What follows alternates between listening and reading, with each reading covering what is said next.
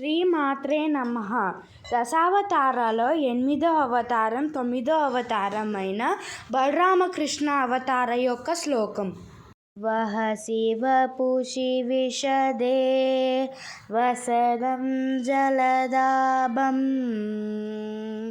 హలహతి భీతి మిలితయమునాభం కేశవాద్రిత